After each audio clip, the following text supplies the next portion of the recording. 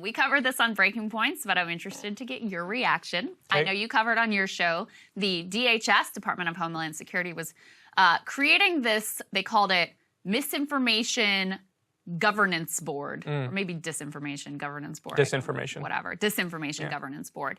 And they put at the head of it someone who's firmly entrenched in the sort of like resistance liberal mode of politics, Nina Jankowicz. It led to a huge backlash, both to the board itself, because people were like, okay, Ministry of Truth, that doesn't sound great.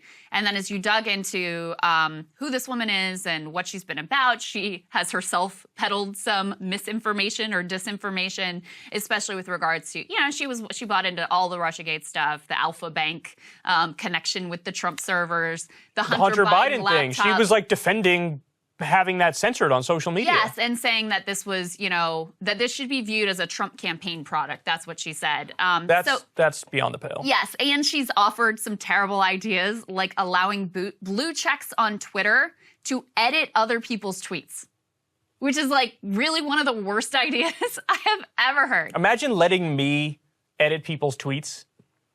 Like, I would just put like fart noises and emojis of like camels and shit. Like, I would just fuck around all day. I don't know what's going on in the brain that came up with that particular gem of an idea. So there was a lot of critique. Now, a lot of that critique came from the right, but there were also people like us who are on the left. There were also people who are CNN criticized that shit. Dana Bash criticized that shit. Dana Bash did a very actually hard-hitting interview with the head of DHS, pushing him on like, well, what is this thing actually? What does it do? She was like, what if Trump came up with this? Would you be cool with him picking somebody to fill the role? Yeah, sure. And we're like, no, you wouldn't be. Like, you're just lying right now. Fucking Seb Gorka as the head of like a disinformation board. Are you kidding me? Right. So anyway, the criticism was actually ideologically across the board, even with liberals like Dana Bash. Now, there were plenty to also defend her and defend the idea and all of that. But the way the Washington Post and Taylor Lorenz specifically covered this story in the fact that after a backlash,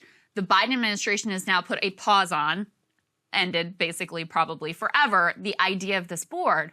Rather than just covering that significant news for what it is and accurately portraying it, she decided to go all in on how terrible this right-wing coordinated attack on Nina Jankowicz was.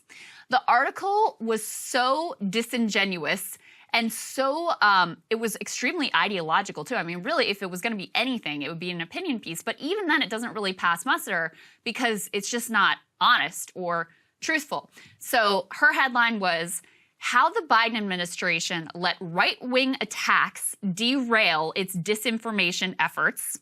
She says, a pause of the DHS newly created board comes after its head, Nina Jankowicz, was the victim of coordinated online attacks as the administration struggled to respond.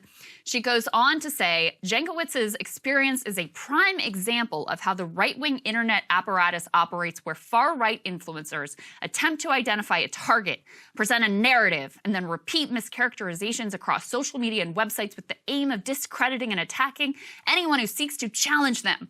It also shows what happens when institutions, when confronted with these attacks, don't respond effectively. She does not include much in the way of making the case that the criticism of Jankowicz was unfounded.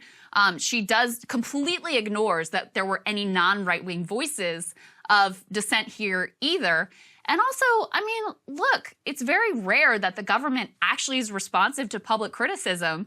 In this instance, they were, and that public criticism led to get to the correct side of an issue.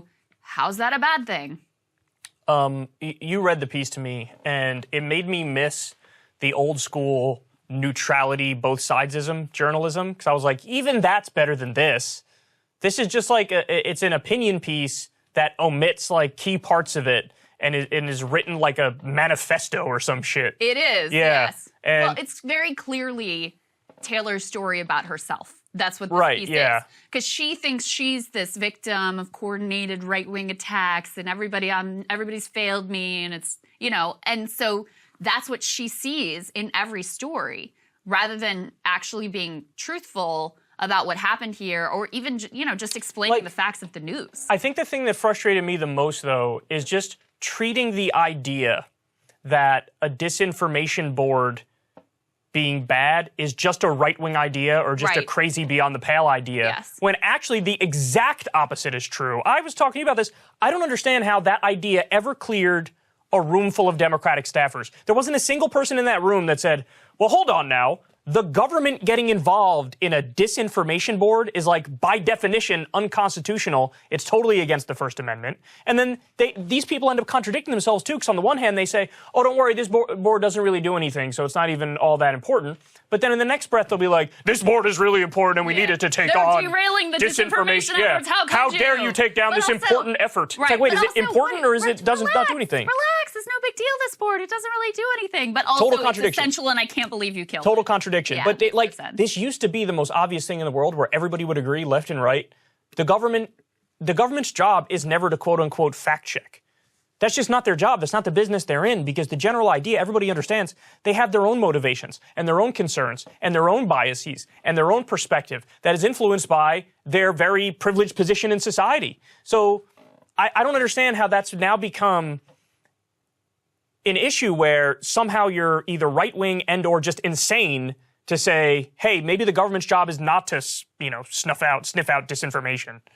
Also, Nina Jankowicz was, put in charge of something that we can't really tell might be really important or might not matter at all. Well, she's done now. She's gone. Right, she's done Yeah. now. But what I'm saying is that if you are put in a position of power, you're going to be subject to public scrutiny. Right. This idea not- like you can't criticize. That's What? not a nefarious, coordinated right-wing attack. It was genuine That's disagreement that was voiced. Democracy. That's called democracy, okay? Now listen, I'm not vouching for everything that was said on Twitter. I'm sure there were ugly things, sexist things, all of that. I do not condone it. Don't do it. But ultimately, what happened here is the administration got a backlash. It came from a wide variety of places, even though, yes, there was plenty of right-wing criticism of her, and they thought better of it. That's called democracy. Well, okay? actually, yeah, It's credit fine. Credit now. That's a good thing. Credit to Biden for disbanding this Yes. shit. Now, I don't know. See, I'm curious if it was because of the backlash in particular or because somebody finally went to them and said, this is never gonna actually work. It'll get slapped down in court like that. Because it would get slapped down in court like that. You can't have a disinformation board that's run by the government on any issue, because that is against the First Amendment. That's My them guess is determining they what just information is good or bad. Decided the juice wasn't worth the squeeze. Okay, well, that's either my way- guess. And they probably saw like the, Mary Poppins video of this lady too. Oh, you showed me that and I couldn't believe it. Well, and here's the other thing. Okay, if you Tell everybody what that is if they don't know. so she was clearly like a theater kid, and so Nina Jankowicz, the woman Nina who's going to run the Jankowicz. disinformation board. So she did this whole, I think it was on TikTok, video of her singing the Mary Poppins song, saying disinformation is really quite atrocious. That one. Yeah, so she did. Remember, like, we wish you a Mother Christmas. It was like a version. It was like that basically. It was like. Yes. Yeah, it was like a super political Yes. resistance liberal Super song. This is not cringy somebody who's interested in show finding tunes. truth And that's the thing. Okay, first of all, I object to the idea of the Ministry of Truth on principle. Yeah. But if you're going to do it, like, you have to at least try to pick someone that people are going to be like, I see them as being a neutral figure.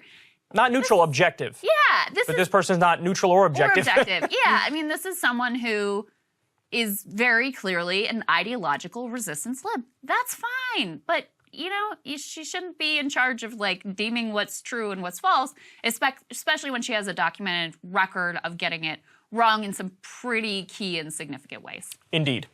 Anyway, without further ado, let's go ahead and jump into Doug Henwood's Yes. going to talk to us about crypto. And he is the author of a great book called Wall Street. He is a longtime journalist and economic analyst. So let's get right to it.